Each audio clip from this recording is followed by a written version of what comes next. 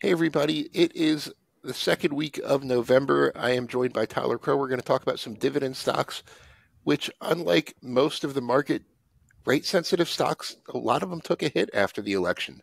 So before we dive in, please take a minute and check out the link you see on your screen, fool.com/Frankel. Get the top 10 stocks to buy right now from the Motley Fool. It's the best way to support this work we're doing on YouTube. Again, fool.com/Frankel.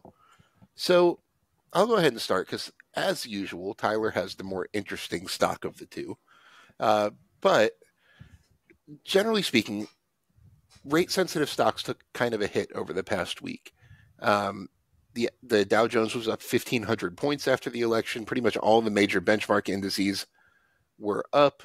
Some sectors were down, which is kind of where my pick comes in. Um, just Tyler, why do you think, in general, rate sensitive stocks took a hit? What are we missing? Like, why was there such a disparity in the market? I think there's a possibility based on some of the projections that have been put out that deficit spending could get higher, which would in turn lead to higher yields. Okay, and because it kind of sounds counterintuitive in a way. Like, the Fed is in the process of cutting rates. As we're recording this, the Fed is expected to cut rates in about an hour, and a series of them over the next year or two. But you're right, deficit spending could lead to an unexpected spike in inflation, higher rates over time. There's a lot of catalysts like that. But one sector that got hit was real estate. The day after the election, the Russell 2000, the small cap index, was up by about 5%. But real estate investment trusts as a whole were lower. The VNQ, the real estate ETF, was actually lower on the day. There were a couple of standouts because we're in the middle of earnings season and some companies, outperformed. We're going to talk about one of those in a different video. But one that, is the biggest REIT position in my portfolio is Realty Income. I've talked about it many times. It's down about 10% over the past couple weeks, solely because of interest rates. It's really, if you're not familiar, mortgage rates, just to kind of give you a benchmark, bottomed out at about 6.1% in late September. They're up to about 7.1% today, and a big spike of that was after the election. Not all of it. This has kind of been a general trend lately. Interest rate expectations have kind of tempered. But this has led to, higher bond yields, higher, risk-free asset yields, things like that. And that has led to downward pressure on real estate investment trusts. So Realty Income, ticker symbol is O, by the way. The stock is down about 10% recently. The yield is back up to about 5.6% as I'm recording this. And the business itself is doing quite well. Their latest earnings for the third quarter were, as I usually call Realty Income's earnings, boring in the best possible way. The company's been able to find great investment opportunities. It deployed about $750 million worth of capital in the quarter at an average initial yield of 7.4%, which is pretty great in this environment. They can still access relatively low-cost debt. They just issued 30-year senior notes with a 5 3/8% interest rate. I can't borrow that for 30 years to buy property. They're doing a great job of releasing properties. Occupancy is still high, almost 99%. They're recapturing 105% of rent on renewal leases. They keep buying properties, over 9 years remaining on their average lease, and they're expecting funds from operations to climb by 5% this year, which is totally par for the course for this company. When you figure like 5% annualized FFO growth plus a 5% plus dividend yield, that's a recipe for pretty nice total returns over time. Very steady performer. Not the stock, the business is a very steady performer over time. And I think it's one that it's really tough to make the case against the plan to buy Realty Income on dips. And right now is one of them. Tyler, I know you have something more interesting than Realty Income to talk about, so go for it.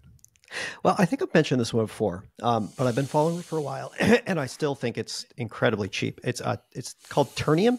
The ticker is TX. It's a Latin American steelmaker. I think it's either the number 2 or number 3 largest steelmaker in the Western Hemisphere.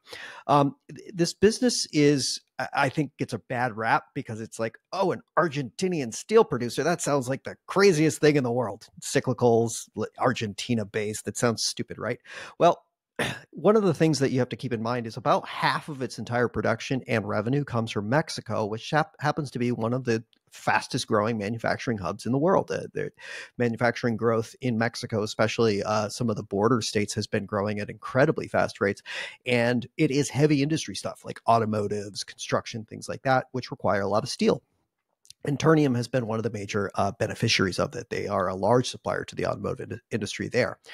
Here's what I like about it. It's a solidly profitable company. As of right now, it had this past 12 months, little funky. It had a one-time charge related to an acquisition in Brazil that makes it look weird. But if we look at normalized earnings, it's trading for about 3.76 times earnings.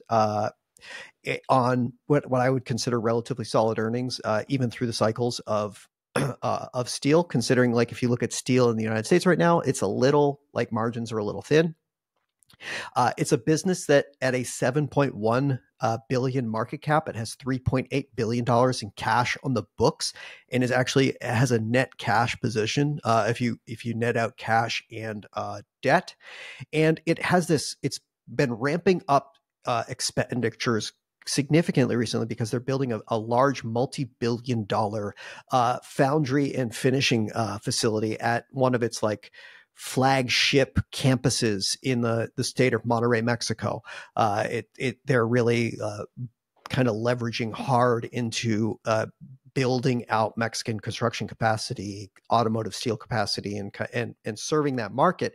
So much so that this is a double-digit needle mover in terms of production over the next couple of years.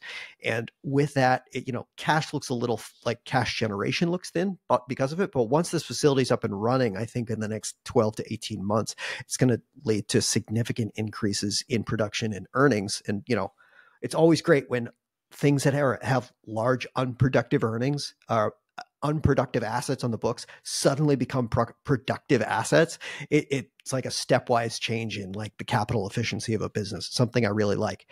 In terms of the yield right now, it's a trailing yield of 9%, but it has a variable dividend based on cash coming in and out the door. Kind of management sets it, the board sets it at a percentage of operating cash.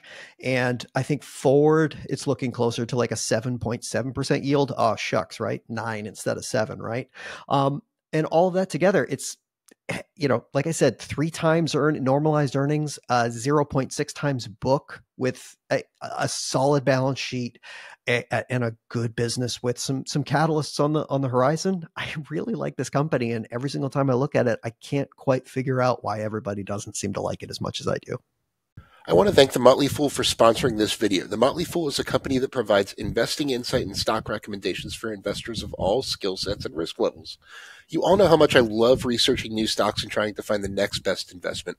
So I'm proud to partner with The Motley Fool to bring you 10 stock picks from the popular product Stock Advisor.